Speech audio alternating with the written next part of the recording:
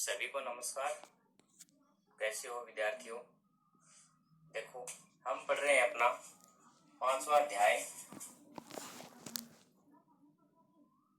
वाक्केली है।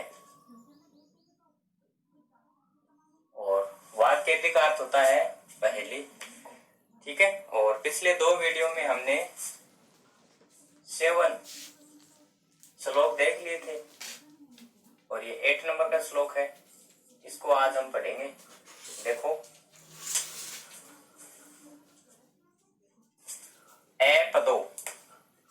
अपदो का अर्थ होता है पैर से रहित।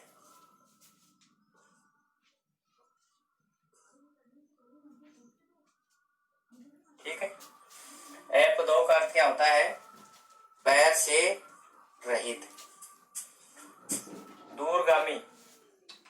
दूरगामी का अर्थ होता है दूर तक जाने वाला। दूर तक। 1 मिनट, इसको मिटा देते हैं।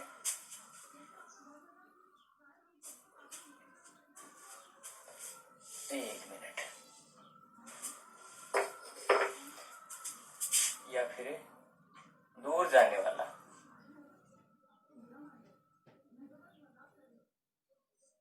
ठीक है। च का अर्थ होता है और। साक्षर का अर्थ साक्षर ही होता है। साक्षर अर्थात अक्षरों से युक्त।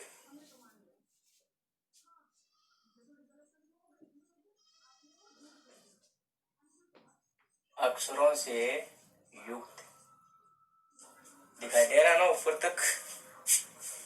नहीं दिखाई दे रहा। चलो नीचे लिखता हूं। साक्षर का अर्थ होता है साक्षर अर्थात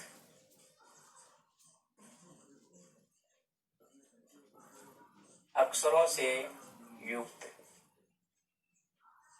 ठीक है। ये साक्षर का अर्थ हो गया। न का अर्थ होता है नहीं। यहां लिख रहा हूं। च और पंडित है पंडित। पंडित या विद्वान। ओके। मुख है मुख से रहित।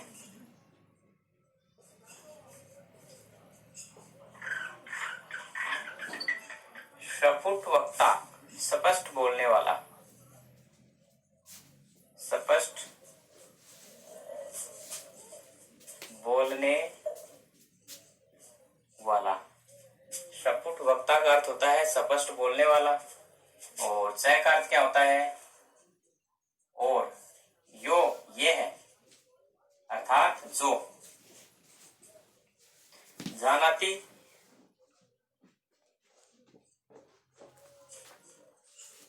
जानता है। स है वह है। पंडित है पंडित या विद्वान। देखो, इसका अर्थ क्या हो गया?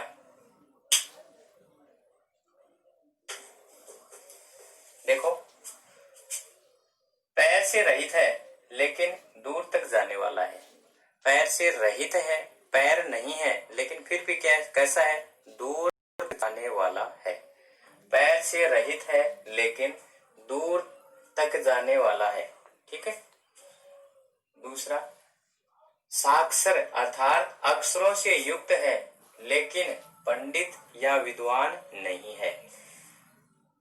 अक्षरों से युक्त है लेकिन विद्वान नहीं है। मुख से रहित है लेकिन स्पष्ट बोलने वाला है। मुख से रहित है लेकिन स्पष्ट बोलने वाला है।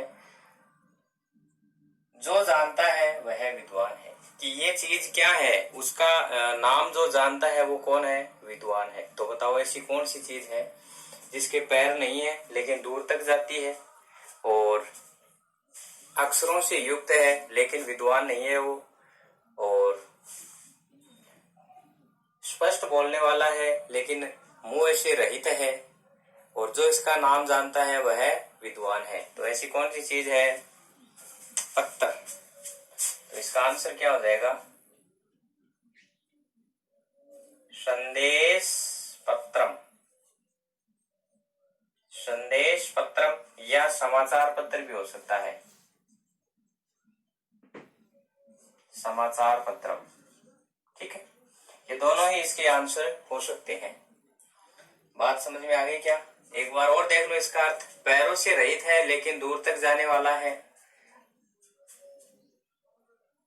अक्षरों से युक्त है लेकिन पंडित नहीं है, मुख से रहित है लेकिन स्पष्ट बोलने वाला है, जो इसका नाम जानता है वह विद्वान है। तो आंसर क्या हो जाएगा? संदेश पत्रम। ओके, चलो नेक्स्ट श्लोक देखते हैं। देखो आगे वाला श्लोक देखो, वृक्षा वृक्ष अग्रवासी। वृक्ष का अर्थ क्या होता है? पेड़। अग्र का अर्थ होता है शिखर पर, अर्थात पेड़ के शिखर पर। वासी रहने वाला, वासी का अर्थ क्या होता है? निवास करने वाला। तो इस पूरे वाक्य का अर्थ क्या हो गया? पेड़ के शिखर पर रहता है, पेड़ के शिखर पर रहता है, पेड़ के शिखर पर रहता है। ठीक है, इसका अर्थ हो गया ये। न का अर्थ होता है नहीं, से और, से का अर्थ क्या होता है? और। पक्षी राजा है, पक्षियों का राजा, और पक्षियों का राजा कौन है? गरुड़। ठीक है, त्रिनेत्रधारी, तीन नेत्रों वाला कौन? तीन नेत्रों वाला कौन है भाई? शिव। तीन नेत्रों वाला है। त्रिनेत्रधारी का अर्थ क्या हो गया? तीन नेत्रों वाला है, तीन आंखों वाला है। न का अर्थ होता है नहीं, से और। शूल पाणी, शूल पाणी का अर्थ क्या होता है? शूल, शूलम पाणव यस्य सह। बहुव्रीहि समास, अर्थात त्रिशूल है हाथ में जिसके वह है। किसके हाथ में है? शिव के, भगवान शिव के, भगवान शिव। ठीक है, शूल पाणी का अर्थ होता है भगवान शिव। तवक, तवक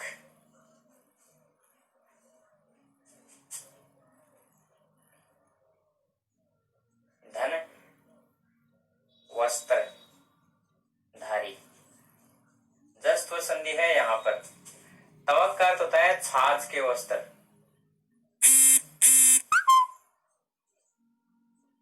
छाल, पेड़ की छाल होती है ना, छाल के वस्त्रों। एक मिनट, साफ लिखता हूँ थोड़ा, दिखाई दे रहा है क्या नीचे? हाँ, तो ये समझ में आएगा ना। यहाँ पे जस्ट संधि है, प्रथम अक्षर के बाद में कोई तीसरा चौथा पांचवा वर्ण ये रह आए तो प्रथम अक्षर तीसरे में बदल जाता है ना। कै के बाद में वह आ रहा है तो कै गै में बदल गया। और तवक का अर्थ क्या होता है? छाल।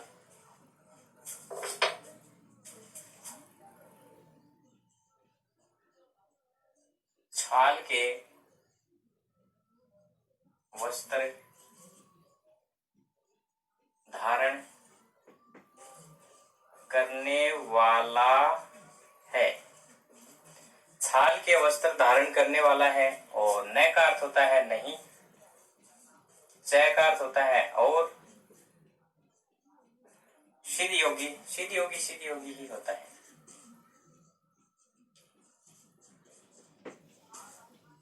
सिद्ध योगी। ठीक है, जलम जल, पानी, चे और, विभ्रन इसको देखो, विभ्रन यहां लिख रहा हूं,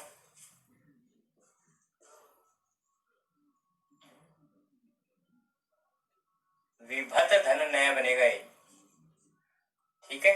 विभत का अर्थ होता है धारण करता हुआ, धारण करता हुआ, और नए का अर्थ क्या होता है, नहीं, ठीक है। घटो, घटे है ये घड़ा, नए का अर्थ होता है नहीं। मेघ है बादल, देखो पेड़ के शिखर पर रहता है लेकिन, और पक्षीराज गरुड़ नहीं है। पेड़ के शिखर पर रहता है लेकिन पक्षीराज गरुड़ नहीं है। ऊपर वाली लाइन समझ में आ गई? पेड़ के शिखर पर रहता है लेकिन पक्षीराज गरुड़ नहीं है। ओके, पेड़ के ऊपर रहता है लेकिन पक्षीराज गरुड़ नहीं है।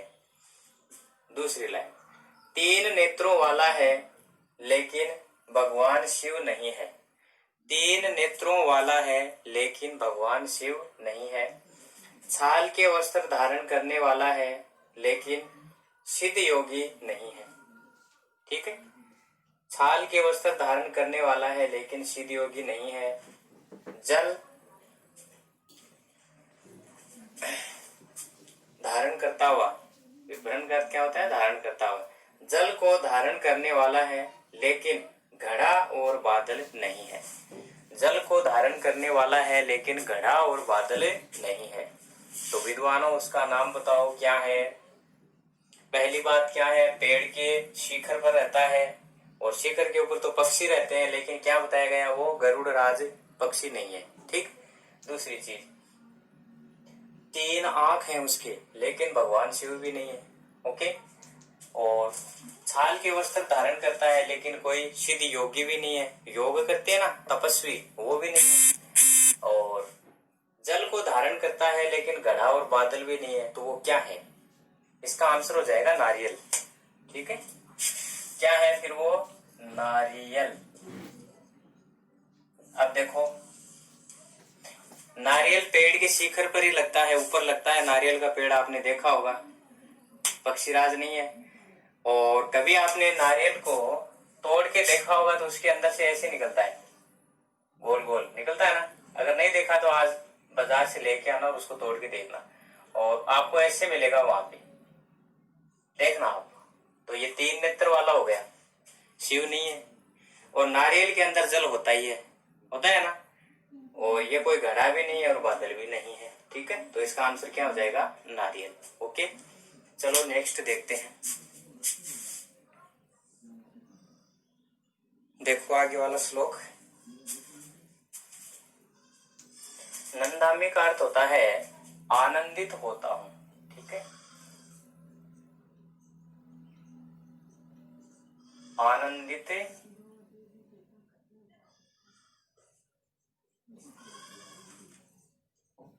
होता हूं। ठीक है, एक मिनट,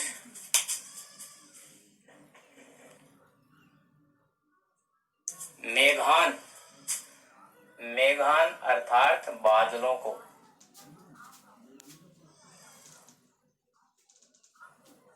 बादलों को।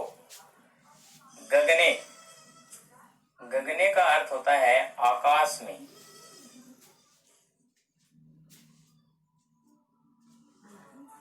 अवलोक्य, अवलोक्य देख कर।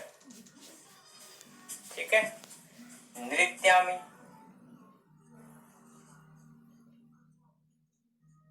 नाचता हूं। गायामि, गाता हूं। भवामि, होता हूं।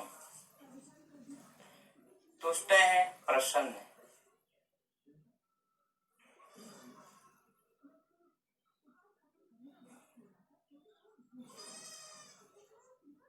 प्रसन्न। ठीक है, और नाहम, मम, न धन अहम, न धन अहम, ये होता है इसका। और न का अर्थ क्या होता है? नहीं। एक मिनट। और अहम का अर्थ होता है मैं। ठीक है। कृषज्ञ है, कृषज्ञ का अर्थ होता है किसान। कृषज्ञ का अर्थ क्या होता है? किसान। पथिक है, पथिक, पथिक है, पथिक ही होता है राहगीर, रास्ते पे जाने वाला। अति का अर्थ होता है भी।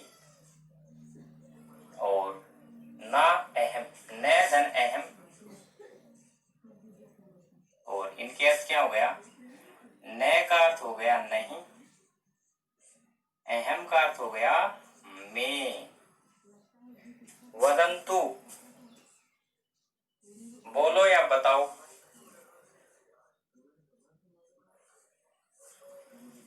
विज्ञा है, विज्ञा का अर्थ होता है विद्वानों। विज्ञा का अर्थ क्या होता है? विद्वानों। मम, मेरा। नाम ध्येयम, नाम। देखो क्या कहना चाह रहा है, यहां से शुरुआत करनी है। यहां से आकाश में बादलों को देखकर आनंदित होता हूं। आकाश में बादलों को देखकर आनंदित होता हूं, नाचता हूं, गाता हूं और प्रसन्न होता हूं। नाचता हूं, गाता हूं और प्रसन्न होता हूं। न ही तो मैं किसान हूं और न ही मैं पथिक हूं। ठीक है, या राहगीर आप बोल सकते हो। न ही तो मैं किसान हूं और न ही मैं पथिक हूं। विद्वानों, मेरा नाम बताओ। बताओ भाई, ऐसा है जैसे ही आकाश में बादल होते हैं वो प्रसन्न हो जाता है, नाचने लग जाता है, गाने लग जाता है, आनंदित हो जाता है। कौन है ऐसा? मयूर है। इसका आंसर क्या हो जाएगा? मयूर है। मयूर, मोर।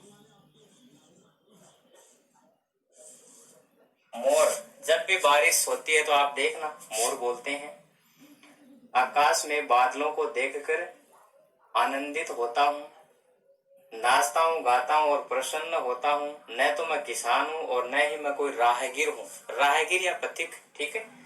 विद्वानों, मेरा नाम बताओ। तो नाम क्या है? मयूर। ओके, ये अपना चैप्टर हो गया कंप्लीट। Thank you.